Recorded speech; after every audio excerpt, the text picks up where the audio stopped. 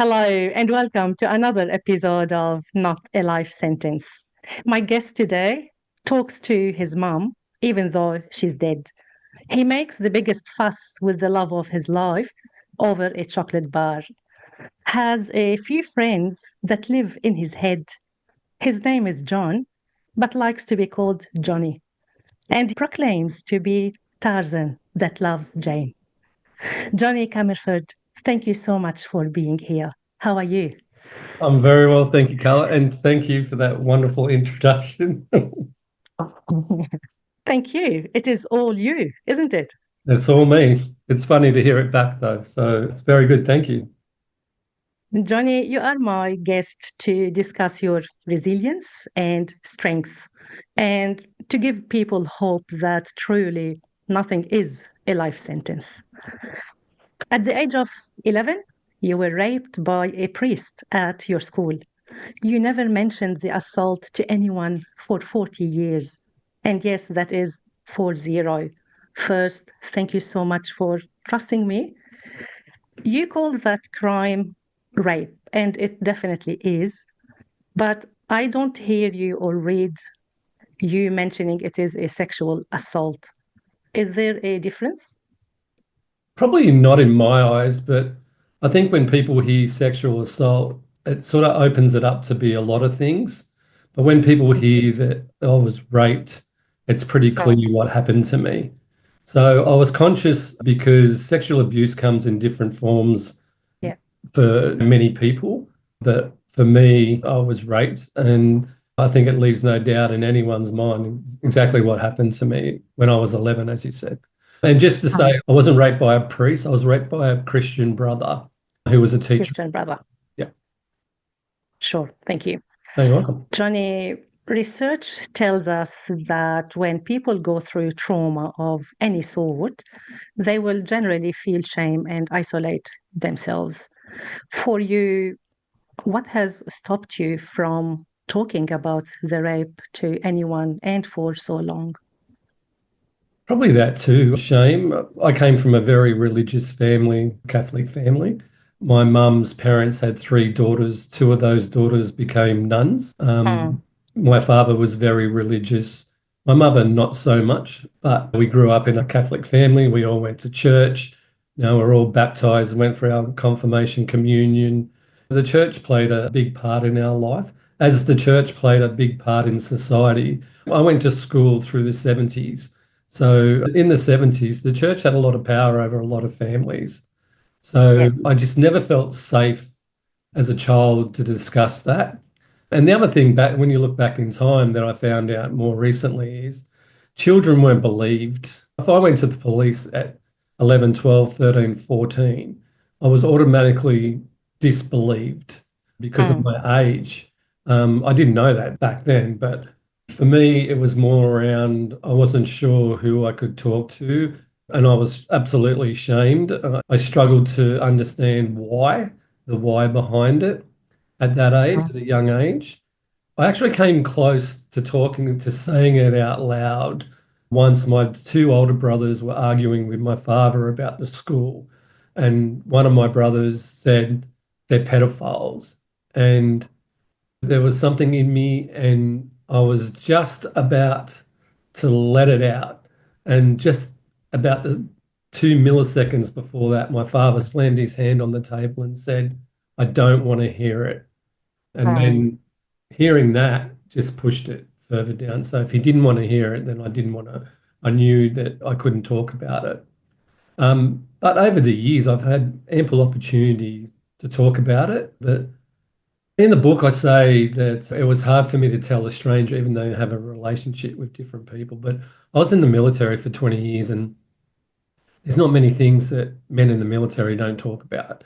But Yeah. again, I don't know why I just didn't feel safe to bring that out until it had to come out. And that's when Mm. it came out. Yeah. I must also say that in the 70s, 80s, 90s, mental health was not really a big word, and the culture was more so for boys. If you had a problem, just take a teaspoon of cement and Yeah. toughen up. Be a man. So people never spoke about feelings, emotions. And even today, people say, or people may believe that it could be a sign of weakness to talk about something that is hard, something that is challenging in terms of emotions. So back then, it would have been extremely harder. Yeah, 100%. And it was. And as I said, I've came close a couple of times, but there was just something stopping me from doing that. And now I talk about courage and conviction a lot. I just Mm, didn't have that courage and conviction basically till I was 18. I joined the military and then went back to the school because the brothers lived at that school. And I actually went yeah, there to kill him. So I had a loaded shotgun. I went on a Saturday, knocked on the door, had the shotgun in a backpack, asked for him, and was told that he mm, died. So I had the courage and conviction to do that. But then I yeah, left, got into a car, went back to my parents' home and acted like I just went to the shops to get a litre of milk. And I could have then yeah, spoken to my parents and my mum and dad then, but then still didn't do it. And then waited till it got too much and then basically had a emotional and mental breakdown because of it. And then I was forced to deal with that. So yeah. In psychology, we say therapy helps because a feeling, when you name it, you tame it, yeah, which means whatever is suppressed is active on the inside. We may not be able to understand it, we may not be able to know where it is coming from, but it will always be on the inside active and making us do things or even believe things. For you, are you able to share with us a few weeks after the rape, what went through your mind? You were 11. I'm not too sure if at the age of 11 you knew even what sex was, but still, it would have been something foreign. And to getting raped is something really big. A few weeks after, you still needed to go to school, you still needed to see that brother, you still needed to see the other person that witnessed it, who was an adult but never said a word, which means your feelings were not validated. How yeah, was life then, and how was life on the inside? life was horrible.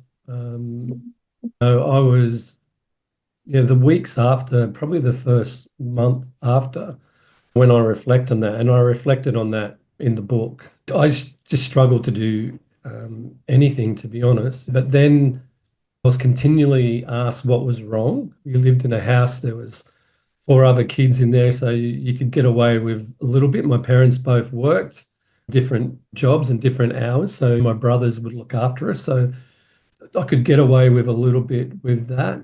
But basically, what I did is I end up having, as you mentioned at the start, voices looking after me and basically helping me with my life.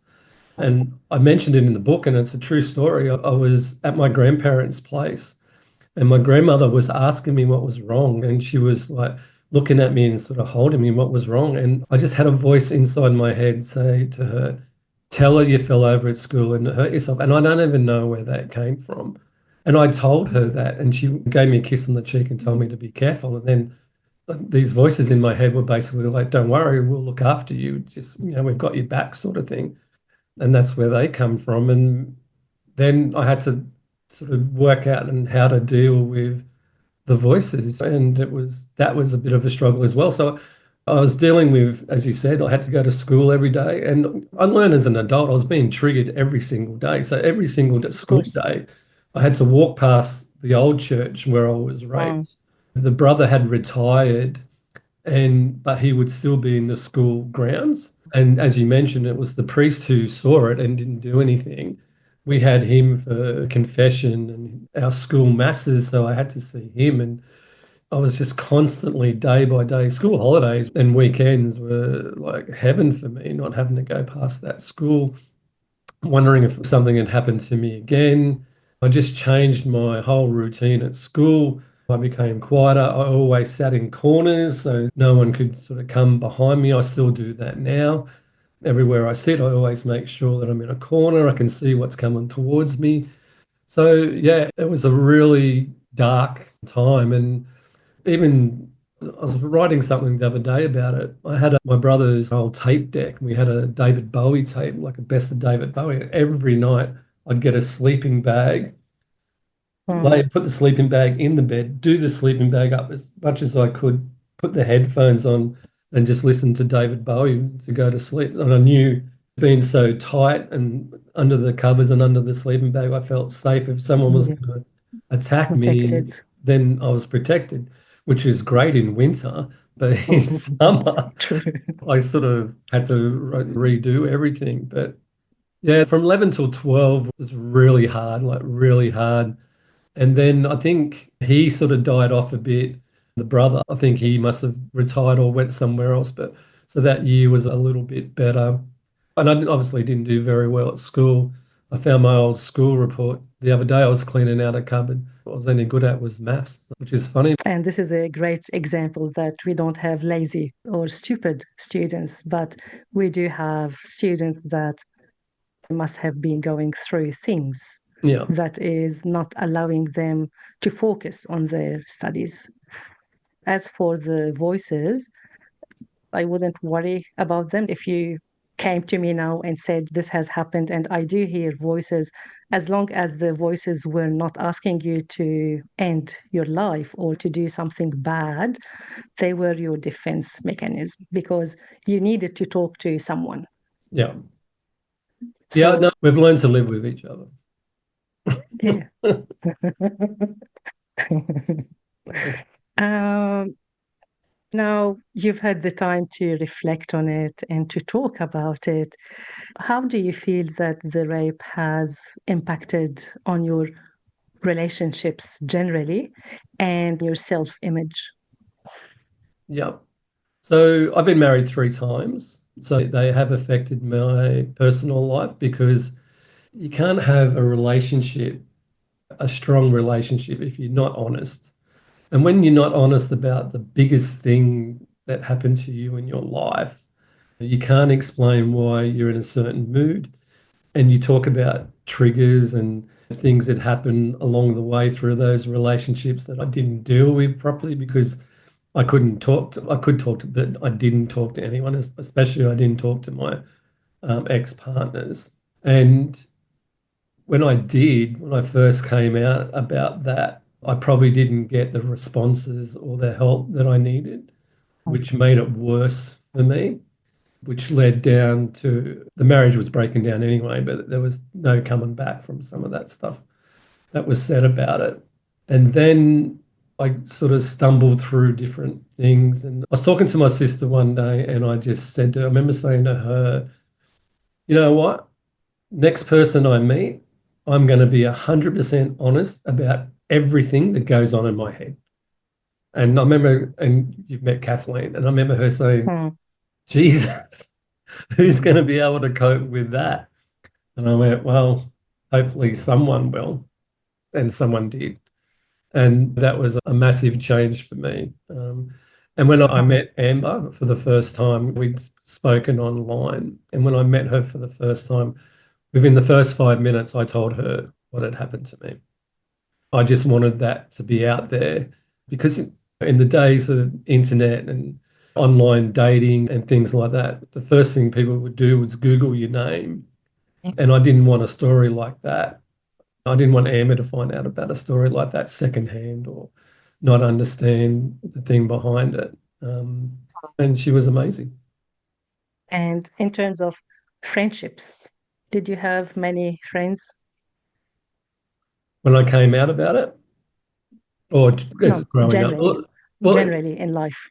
yeah, I had one friend, one main close friend going through school, and we're still friends now. And he sat next to me in school. And he was the one in the book that was supposed to be there that day who was supposed to go and clean the church, but he was off sick.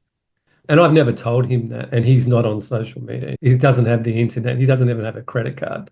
He just rings me for those things to help him. And I had him, and then obviously going through the army, you have friends that I still talk to that I was in the army with, and then I was in mining, and I've got a really close friend, Shane, that I still talk to now about things. And he was really supportive during my time in Port Hedland when my marriage broke up.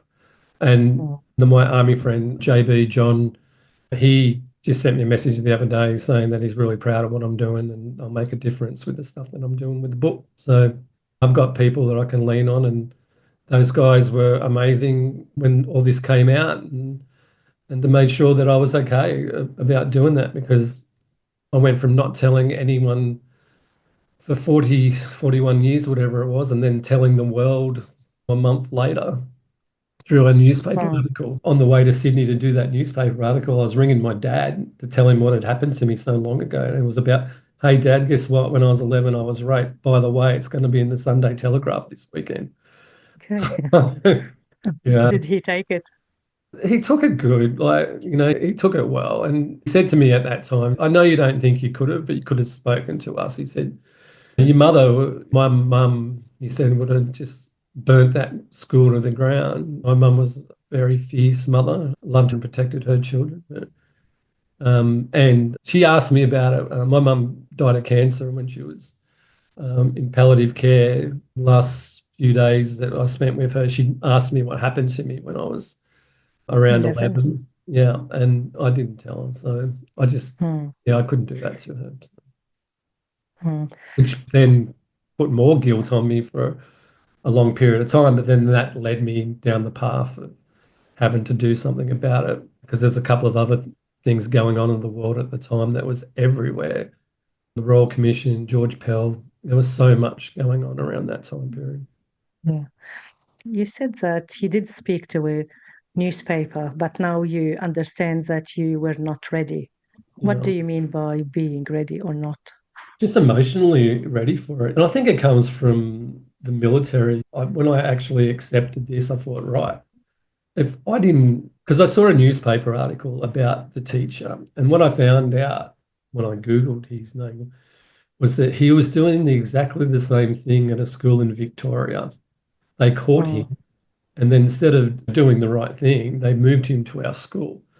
And that I had a lot of anger. I was more doing the story out of anger than from my own self-worth and what I wanted out of it. And then when that newspaper article happened, the lawyers that were involved with the court case said, there's people contacting us, asking to contact you. Are you okay with that? And I said, yes. And then I started talking to all these people about it. And then I was trying to deal with my own stuff. And then all of a sudden, I'm taking on all these other, I say boys, oh, boys, then they're men now. And I just couldn't cope with that because I hadn't Mm. even dealt with mine. I hadn't even been to a therapist. I've just been to a doctor. He handed me a bunch of pills and said, go and see a psychiatrist. And I was still waiting to do all that when I got back. And yeah, so I wasn't ready to do that. And that was in 2017. And it wasn't until probably last year that I decided 7 years later that now I am ready, and Mm. writing Tarzan Loves Jane and then doing the other things that I'm doing now and what I want to do now, I'm ready, and I can tell this story, and I'm being like, now I can listen to people's stories, and I just want to help Mm. other men get through what I've been through and what I've got through. Of course. You have first told your GP when you made that appointment, did you have in mind to reveal everything or does it just happened? No, I needed to talk to him the night Okay. before that. I was going to kill myself. So I planned to kill myself. I Yep. drove to a certain spot. I lived in a mining town. There was massive road trains, like three trailer road trains that went up and down that highway at 120 kilometers an hour. Just there was a phone call I've got twins. There was a phone call from my children. I'm getting an award the next day. They asked me to come, and it was just discussion with the voices, right? And it's just like, we need to sort this out. Like we either we either kill ourselves right now and get it over and done with, Mm. or, we need to get help. Because the one thing that I found was it was my children. The thought process I had at the time was, if I don't deal with this and if I go and kill myself, then that's all my problems are then going to be passed down to my children. And I didn't want them Mm. to think that they weren't enough for me not to kill Yeah. myself because they were. And when I talk about my children, like I absolutely adore my children as a father, but I hated myself more. I hated myself more than I loved my children. And I had to make sure I had to rebalance that. I had to use that love to drop the darkness and to come towards, I don't want to say come towards the light, but just get rid of the darkness. Because I've been as dark as anyone's been in the 40 years that I've dealt with this alone. So yeah, I had to get through that. And then I went to the school, I rang the GP, I told the nurse over the phone who I knew, I told her exactly what I was going to do, and she wanted me to stop and someone can come and get me and all that sort of stuff. But no, and I went in and spoke to the doctor, and I just remember just blurting it out. And I just remember him like looking at me and said, "Who are you seeing about that?" And I'm just like, "You are the first person I've ever told in my life." And just boom, outpouring, Mm, the mm, shame, the guilt, just the darkness, just these outpouring snot bubbles. I just couldn't control it. Just that whole like trying to get my breath, I just couldn't control it. And he was just so good. He just sat there with his arm around me and he was just like, get it out, just get it out. And it mm. felt like days, but it was probably, I don't know how long it was, but it's not as long as I have pictured in my head, to Of be honest. course. And then we went through all that, referrals, prescriptions, drugs, and then I remember getting in my car, and then instead of feeling like a sense of relief, I was just so anxious because I've been holding on to that secret for so long, and now someone else knew Yeah. that, and I didn't know how to cope with that. And I was just then I started automatically and think, oh my God, he's going to judge me for this. And then, yeah, that was the next part. And then it was something that I didn't even expect how I felt. I thought I'd tell someone this big relief, and my heart and my soul would fill with happiness, and I could get on with my life. But it's just not like that at all. It took a long time.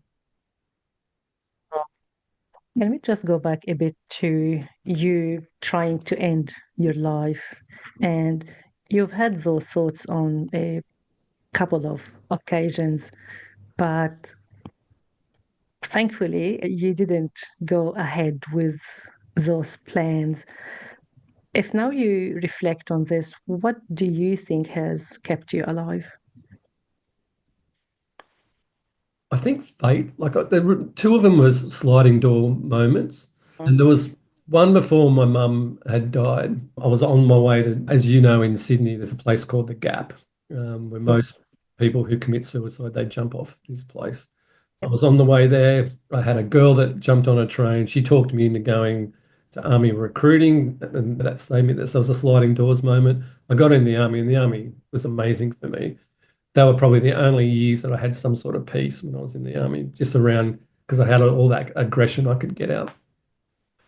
And then the second time I tried to kill myself, and I've never told this story.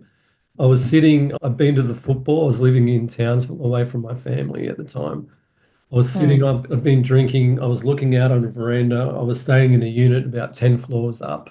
I was wearing a baseball cap and I just got up. There was an outside table. I got up. I put my foot to lean to go over the table, off the balcony. But what I didn't see, because I had the cap on, was there's a support beam on top of the roof. And as I've jumped up, my head's hit the support beam, hit me back onto the table, knocked me out. And then I woke up. And I'm just thinking, once I worked out where I was, yeah, and then I was just like, what are you doing? mm, What are you doing? Because the children were young then. They would have been, they weren't at school, so they were mm. young. And then I sort of got on a bit of hold of myself and did a lot of self-reflecting around that time. And then started to think about the children and what I said before about using the love of my children as my reason, my why is probably what I'm looking for. Yeah. My Yeah, children were my wife. So, yeah. yeah. For me, I think there is a little bit more than this because when you decided to end your life, you had kids on a few occasions, but still your kids didn't stop at least that idea from coming to mind. I think deep down you believe that happiness exists, but more importantly, you believed that you deserved happiness. Yeah, and I do. And I Yeah, did. And the children gave me happiness. And you're right. definitely. That second time with the children, I was so disappointed in myself around that because of what I said before about the kids and not putting that on them. So I think that was sort of a defining moment. But you're 100% right. The one thing that I wanted in my life was happiness. And the other thing is, and this sounds so weird, I know I wrote it in the book. I wanted to be in love, right? Of course. And I wanted to have a relationship with someone that I loved. Because Mm, as weird as that sounds, and I've been married 3 times, I just didn't think that I had love in me. I yeah. didn't think that because of what happened to me so young and how it would affect my life, and that anyone would love me for one, because I was raped as a child. I had mental health problems, schizophrenia with these voices in my head. Imagine sitting down with someone and going over coffee and going, okay, here's what I can offer this relationship. So yeah, you're right. I love being happy. I love laughter and I overcompensated in my life as well because you got this darkness in you, but you can't walk around with darkness. So I make light of everything. It's Mm, my favorite thing to do. So mm. yeah, Yeah. you're And plus, 100% right. yeah, and plus you had the protective factors. You come from a close-knit family. You are very close to your parents, to your siblings. And like you have mentioned, I had the honor of inviting your famous sister, Kathleen O'Keefe, who is a therapist and an energy healer to one of my groups. But you tell Kathleen everything, Yeah. every single thing. Like even you wanted to go on a dating app or on a dating site, you called her and told her. Yeah. I tell her everything. Yeah. And she's a good sounding board for that. And the thing I love about Kathleen the most is she'll and it's what I love about Amber as well. They'll just tell me how it is. Like Mm. we've got a very honest relationship, Kathleen and I. Yeah, and I do love that. I do love that. And don't get me wrong, we've had our moments over life, but You are siblings, yeah, that's right. typical But siblings. yeah, but when all this came out, besides being cranky with me over a few things, Kathleen has been very supportive, as all my family have. It was actually my oldest brother, Robert, rang me probably a couple of weeks after I'd been to the doctors. And when I was doing fly in, fly out, and I was living with Robert and his wife, Leonie, and they got me through a time in my life where I just never thought I was going to get through. And I'll always be extremely grateful for what they did to me and to help me. But he rang me after I was down there on a weekend, and he rang me. I was probably only flew back. I'd only been back on the ground a couple of hours. And he said to Mm. me, what's going on? Like, what's going on? There's something going on. I know there's something going on. I'm really worried about you. What's happening? And I told him. And he was the first of my siblings that I told. And then once I told him, I just said to him, look, I'll call everyone else. Just if you can just hold on to that. But Robin Leone, yeah, they're amazing. Absolutely amazing for me. And this foundation of love and acceptance and people supporting you, and you are very close to each and every one of them, would have definitely played a big role in your healing journey. Yeah. And they all went to that school as well. So they knew what was going on. So, Right. In your first book that came out in December 2024, Tarzan Loves Jane, which is a memoir where you talk about your journey until meeting your real savior, Amber, who is joining us shortly. How did the idea of writing the book come about?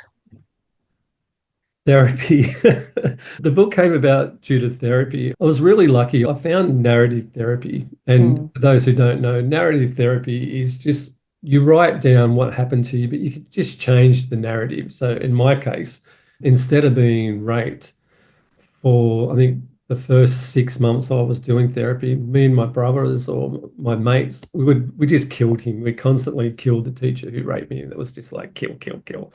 Every story was, and then I had a bit of a breakthrough where I just wrote a couple of stories where he either died before I went to that school, or I was a teacher, or I think one of the other stories was my siblings told my mum, and my mum believed them. So that day that they told my dad that they're pedophiles, well, they went to my mum, and my mum pulled us all out of that school.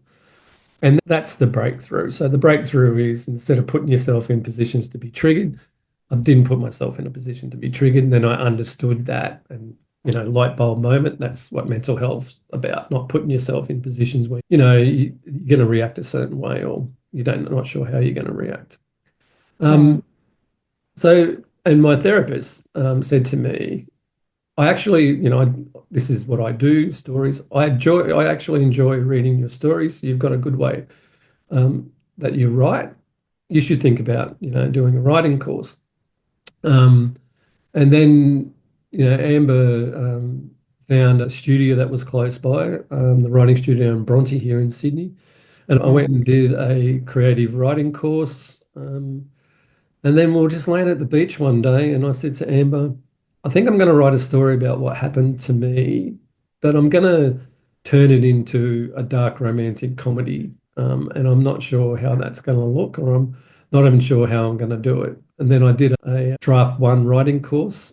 And then I just decided that I would just go out on my own and keep writing. And then I was very fortunate that a friend of Amber's knew a writer, Sue Ellen Dainty, and she said that she would go over my stuff, and she liked it, and that gave me some confidence. And then she put me on to an editor, and then I sent it to her. It came back with red pen all over it, and I redid it, sent it back, and then yeah, then went back through it, and Tarzan Loves Jane was born, mm, which that was a really special moment. And was it 3 years? And talk about therapy. 3 years, basically, I sat here or in the bedroom and I would write, and Amber would be cooking or doing food prep or going in and out, depending what we'll do. And I'd just sort of say to her, I'd be writing and go, oh, well, how does this sound? And she'd go, no, just try it again. And then we'd mm, bounce it back and forth. And I'd say to Amber, okay, what sort of car do you want to drive? And find some photos of what you want your house to look like. And so Amber went on the internet, found some pictures of her house that's in the book, and I wrote that for her part. But the book was for Amber. The book's dedicated to Amber. And mm, the story was, and the Tarzan Loves Jane in a nutshell is you've got a man who hasn't dealt with his mental health. He's bumbling through life. Wants he wants to meet someone because he's never been in love. He's going to be 100% honest with that person through the relationship. And then that was Amber. And I wanted to thank Amber for that, because I'll tell anyone who listens, Amber is the best human that I've ever met in my life. And she saved my life. She made me see mm, all the stuff that I could be in love and be in love and happy and have joy and have a good relationship and be a good partner. And she can put up with the voices sometimes. Then, we laugh about it a lot. So, yeah, yeah, that's what the book's exactly. about. You were ready to be loved, and you must have loved yourself first to be able to accept love. Yeah, I think. Probably not at the start. Amber and I went through some stuff, and then it's in the book, but it's in real life. We got to a point, and it was basically like you've 75% sorted your life out, sort out the last 25%, or this Yeah. is not going to work. And I Mm, did, because I didn't want to lose Amber. I just had to buy into the 25%, and 25% is doing all the things that I need to do. So I need to get yeah. up. That makes me feel good, makes me a better partner. Is I need to get up early. I need to exercise. I need to get in the ocean. I do affirmations. I do grounding. I have a cold shower. I make myself social. I used to be the person that grabbed a coffee on the run from the coffee shop and just kept going. Now, Amber and we always sit inside and have a coffee. We've got to know everyone who's in there at the same time of Yeah, us. So I have that social connection. And so does Amber. So we've become friends with a lot of people from true. that coffee shop now. So yeah, they're all the things that I know that I need to make sure that I'm a good partner and my mental health is good. Now it's the best my mental health's ever been in my life. And I Yeah, love that. definitely. And if you could speak to the younger version of you now, what would you say to the 11, 12-year-old Johnny? Mm. I would say you're going to get through it. Just don't wait so long. I'd probably say get to 30 and talk to someone because by then it was 90s. Mental health was just starting to come in just before 2000. I'd Mm. probably say get to 30. When you're 30, then you need to go and talk to someone. And I was in the mix of the army then too. So I could have gone to some people and spoken to people who I trusted with my life pretty much.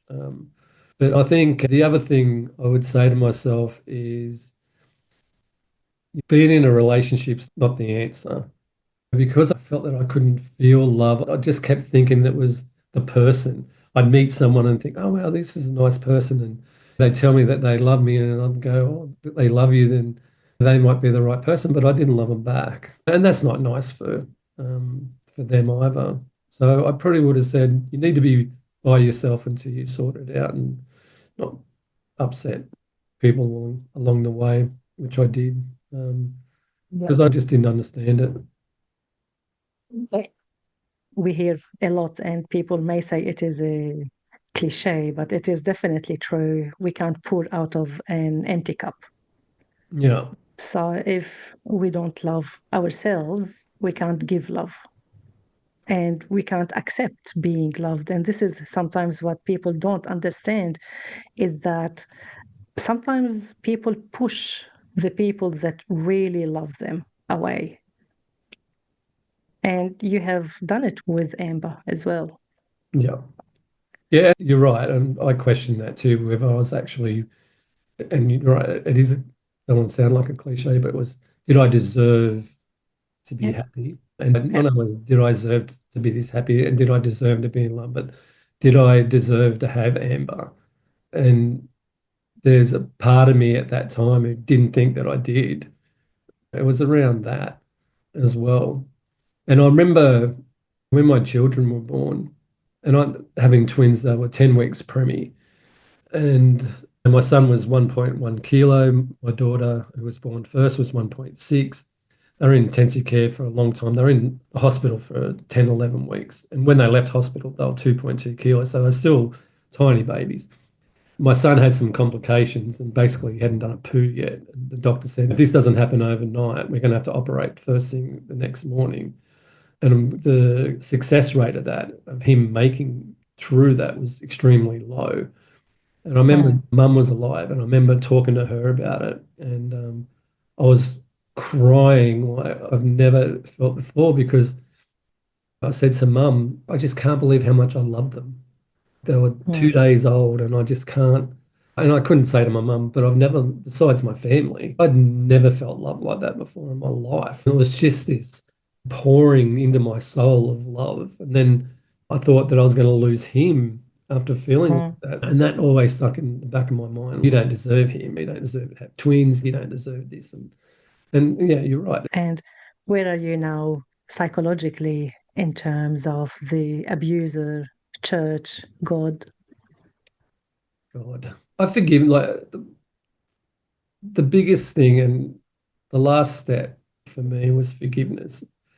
And it wasn't that long ago, to be honest. There was Yep. something happened to me in my life where I realized that if I wasn't raped at 11, and then when this thing happened to me when I was 56, I wouldn't have got through that time in my life. I just wouldn't have got through it. And I know that for a fact. And it's not a cliche. If I didn't have all the stuff that happened in between and then what was going on at that time period, I wouldn't have made it through. And then I remember saying that to Amber out. I thought it, and then I've got a thing. I talked to Amber about everything.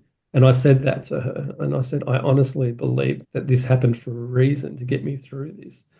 And then the next day, I forgave the brother that raped me. I Mm, forgave myself and I forgave everyone else. I just wanted to have a clear direction moving forward. And I meant it. I meant it. I really meant it to myself. I forgive you. I'm moving on. And I forgave God. One of the chapters in the book is God is not my friend. And I thought that mm, for such a long time, for all the shit that God put me through in my life, the relationships, I blamed him for everything. I can't even walk into a church. The smell of church candles, even now, trigger me. And I'm just, how do I get through my life with that? But the moment that I forgave everyone, I actually started to feel better, like with myself when everything okay. was a drama. And my relationship with God now is we're working on it, but I don't blame him. And then, you know what? And I saw that thing that I spoke before and when I was 56. And I sort of said, well, that's why. He did that to me then when I was 11 to make sure when I got to this point in my life, then I was going to be okay because I wasn't sure what I was going to do. And then, yeah, that changed my life. And I think, and recently, Amber and I were talking about something, and I feel like I've learnt my life lesson. And I think I said to Kathleen, God, I hope I'm not going to die now because now I've learnt my life lesson. And she's like, you're not going to die. But yeah, I just feel like now, all this stuff that I put myself through, now I've got the strength to help people that went through the same stuff with me. And there's people that probably still haven't told people what happened to them, the kids. That was one of the things about the Royal Commission into institutional abuse of children, sexual abuse against children, is the amount of men that went there and told their story for the very first time. There was over 1,000 of them. It Mm, was horrific. The shame of through that 50s and 60s and 70s and 80s, all the way up to 2000s. All that went on in Catholic, not just Catholic institution, but mainly there's a lot of other institutions that did it as well. There's a lot mm, of men that are still right now struggling with what happened to them as children, and I just want to help them, and that's the direction that I want to go. And I go back to courage and conviction. I couldn't give one shit, and I'm sorry for swearing, what people think of no, me you're right.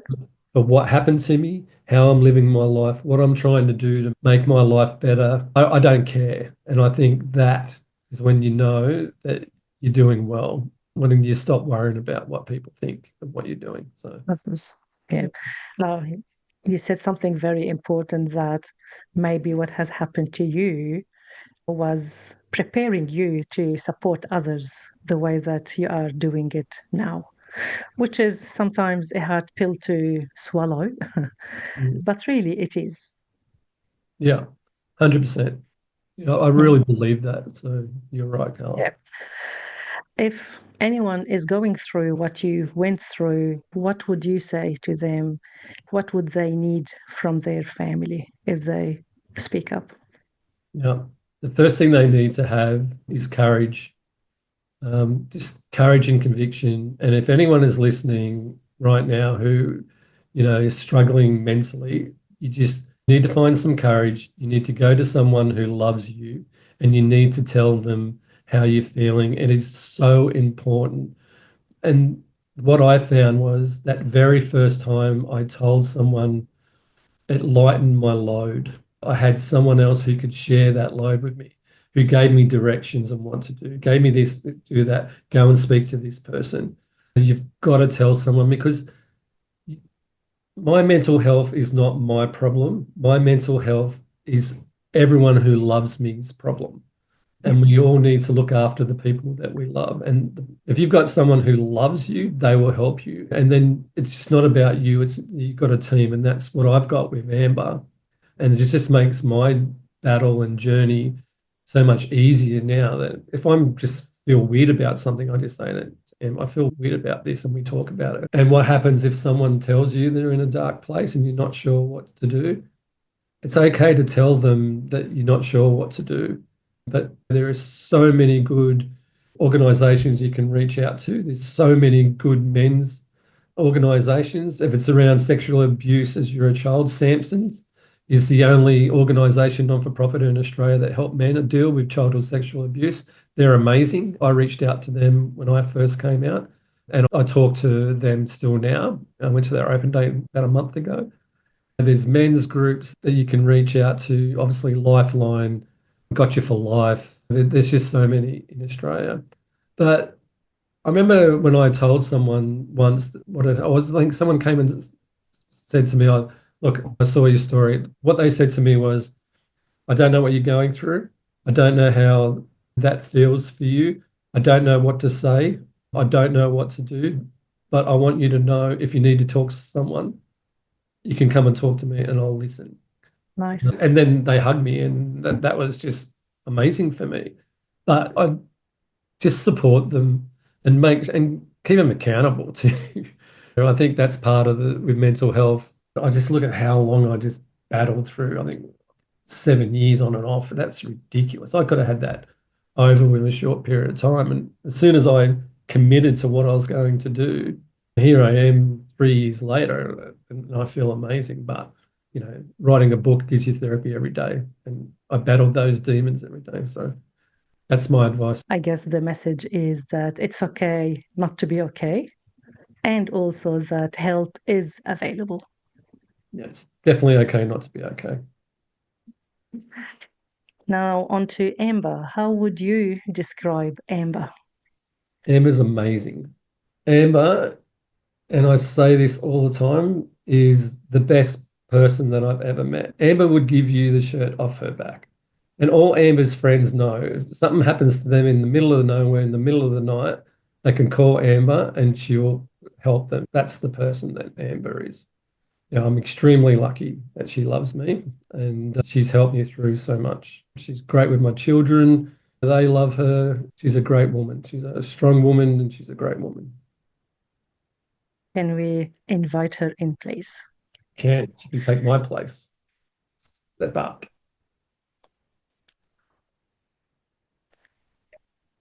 Hello. Hello. Johnny, can you bring in a chair, please, and sit next to Amber if it's possible? Sure. Yes. Amber, thank you so much for accepting to come on. How are you? I'm great. Thank you. Thanks for having me. Very Amber, excited. Awesome. What do you do for work? So currently I work for I'm a wholesale accounts manager for a fashion brand. We've got 3 fashion labels. I've been with them for 9 years now. I've been in fashion since I was 17 years of age. So I left school, straight into fashion, working in small boutiques and then working my way up to department stores, major department stores. And yeah, now I've been with this company for 9 years. 6 or 7 years ago, you were happy in life. You had great friends, a great job, a lovely place. Why, Johnny? He had voices in his head. He doesn't eat salmon. He breaks up with you over a chocolate bar. He believes Turkish delight is just for ethnic people. Seriously? Yeah. How rude. And my brothers, David. Shout out to David, who loves Turkish delight. So funny. Why Johnny? Wow. Yeah. Why Johnny indeed. John and I have been together now for 6 years. I think the reason why Johnny is because we are actually so good for each other. We are 100% honest with each other. We've been through a lot. I've heard you guys speak, and it took him 3 years to write the book Tarzan Loves Jane. And through those 3 years, yes, I think it was a good healing process for Johnny, but also for me, it was I guess I really got to know Johnny, the true sense of Johnny. And I think we got to know each other through those 3 years. Yeah, it was very therapeutic for both of us. Also, why Johnny? He's funny. And like I said, I just think we're meant to be with each other.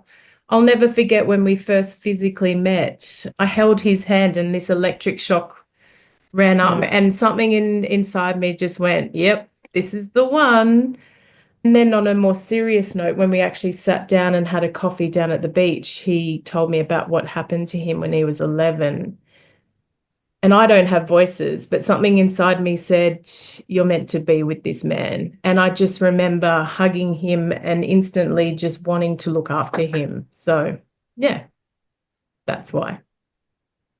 You've got a daughter yourself from another relationship. How old is she now? I do. Bronte is 21 now. She doesn't live with us. She used to live week on, week off, but she now lives with her father. But yeah, Johnny and Bronte have a great relationship as well. Yeah. And all the kids get along. Yeah. Let's say she came back home one day and said to you, met a lovely person. He talks to voices in his head. He's moody. I offered to buy him a chocolate bar. He made the biggest fuss. Would you be worried? No. No? Not at all. Not at all. Not now, knowing what I know of our relationship. Everyone deserves a chance, definitely. And, throughout the 6 years, I hope I'm not repeating myself, but yeah, I got to know John, and everyone deserves a chance. Definitely. During the lowest times in the relationship, what kept you believing that he was the one? Good question. Did you really deep down believe that he can make it to the other end? Absolutely. Absolutely. Yeah.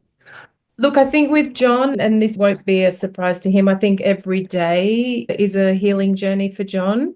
And I love it when he writes, because to me, that's a good thing for him. He's putting everything into what he's writing. It all comes from the heart with Johnny.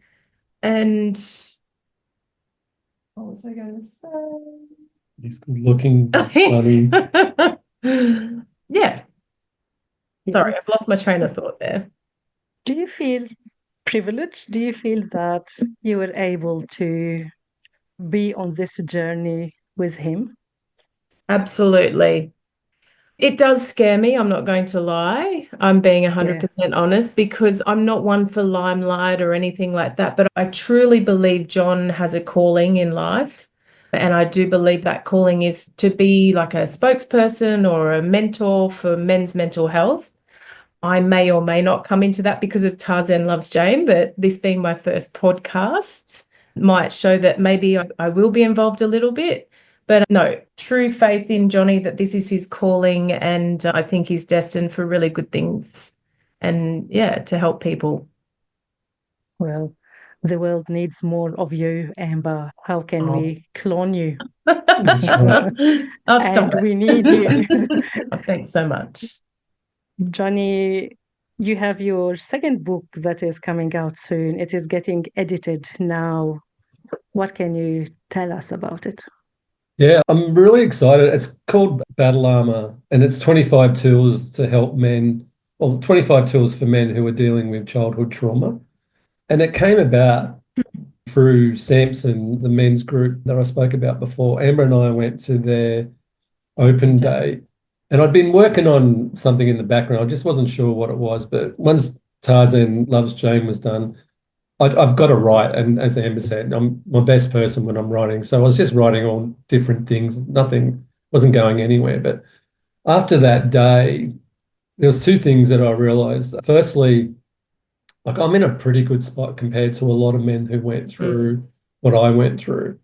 And then Amber and I were talking about it, and we agreed that it was because of Tarzan Loves Jane, like sitting here and going through therapy. The chapter where I'm assaulted in the book, when I first wrote that chapter, I probably glazed over what had happened to me. But the last chapter that I wrote, and I know that you've read it, Carla, like I went deep into that. I went blow for blow back, took myself back there. So I've relived that. And then I had to rewrite it, reread it. And I talk about narrative therapy. Like, I've read that chapter so many times now. It's just like it happened to someone else. And I said to Amber in the car, after we finished, we both sat in the car, we both looked at each other. And I said, I think my journey is I need to do something to help other men. And Amber said, 100% it is. So then I went back and went through my notes and found all the stuff, and it was basically all the stuff that I did and what works really well for me. And as I spoke about before, exercise, not drinking alcohol, and all that stuff, all these 25 things, and conversation points about self-harm. I self-harmed when I was young.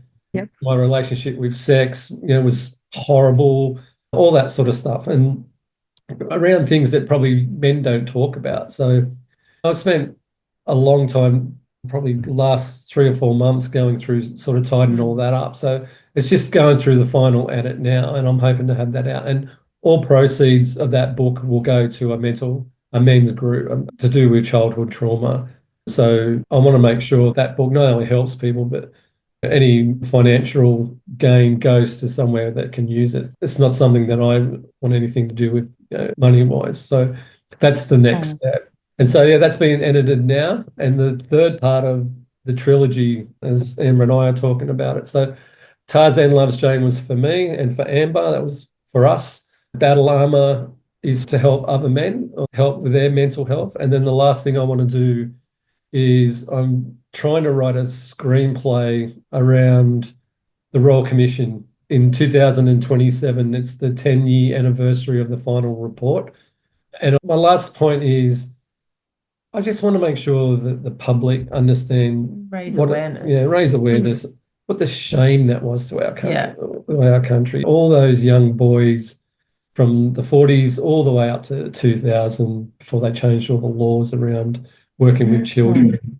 There's a lot of men that have suffered through that time period. And when I was mentioning that to someone who's a teacher, they said, "Oh, when's that come out?" And I said, "It was in 2017. She goes, "I didn't even hear anything about that." So, and then that closes that chapter of my life. Yeah. And besides doing things like this around mental health, and I want to do something with men's mental health, but once I finish doing that, I want to write a comedy, just a comedy. So I just want to. I feel like he can move on, it'll be full circle, and he's helped himself. Hopefully he'll help others. And now it's his turn, kind of thing. Do you know what I mean? Like a bit of light relief. Yeah. Bit of fun. And look, this is awesome, because I am not sure about you, but for me, the older I get, the more I realize that real happiness comes from giving and not taking. Absolutely. And it looks like you are at that stage as well. So I just commend you. Thank you so much. Johnny, you have served in the army, and a big thank you for your services. We are now recording this episode on the eve of Anzac Day. What does Anzac Day mean to you, and how do you celebrate? Anzac Day means a lot of things to me. I'm a third generation, probably fourth generation soldier. My father served, both my grandparents' fathers served. My grandfather was wounded in the First World War in France. My other grandfather was in Papua New Guinea. The army's, like I call it out, the army saved my life. I fell into the army. I loved being in the army. I loved everything. Anzac Day being in the army with all your army mates. There's no better day in the year. And a call out at the moment going on in Townsville is the 30th anniversary of the guys who served in Rwanda. They're all up there at the moment. I'm doing a reunion up there. And I think for me, I have a lot of sadness around my time in the army, because I didn't get to serve overseas, which is, I reflect now, it's a great thing with all the other stuff I hadn't dealt with. But a lot of men that I know who served overseas have taken their own life and struggled to deal with their services that they gave to their country. And I think a lot of people in society don't understand that. A couple of Australia days ago, there was an Australian flag going down and people were booing it. And I just couldn't understand that, because I've known so many people who went overseas to fight for that flag and for the people of Australia. So I struggled with that. We live in Coogee, so tomorrow morning, and our normal routine is we go down for the dawn service, and then we go to the Legion Club, which is like an RSL club. We have a couple of Bloody Marys and have a drink and salute the soldiers and everyone who served. Remember the people that we know that we've lost, and all people, not just service people. Yeah. And then we'll watch the Anzac Day football game in the afternoon, the Roosters and the Dragons, and send messages to people that I know and look at all the old photos of the guys I served with. I love Anzac Day and I'm proud to have served, and I've only really thought that recently. But yeah, I loved my time in the army and I had a brilliant military career. I did a lot of really cool, good things, and I wouldn't have, and as I said, the army saved my life and I'll always be grateful for that. And you have a great way with people and to make them feel good. Do you have it naturally or did you teach yourself this? I don't. That's a very good question. I do get that a lot. So it must come naturally, although sitting here doesn't feel natural, but hopefully it's coming across natural. I think I'm just You are beautiful. I think I'm just very true to myself, true to my surroundings, and no bullshit. Yep. Really. So yeah. And John, actually, I do credit John a lot for that. Yeah, I've learned to really speak what I think since being with John and don't hold back. And yeah, but in saying that, I think I have always kind of kept everyone at ease around me or made people feel comfortable. I actually like doing that. I can always tell if someone's nervous too. So I'm always very aware of what's going on around me. And yeah. And Emma's very good fun. Emma's good fun. And that's what everyone loves about Emma. She's good. She's the life of the party always. It's very good. Oh, maybe. I do like to have some fun. You two are awesome, Amber and Johnny. Thank you so much for your time today. Please take care. No, thank you so Carla. much, Carla. Thank you. Yeah, that was great. Thank you.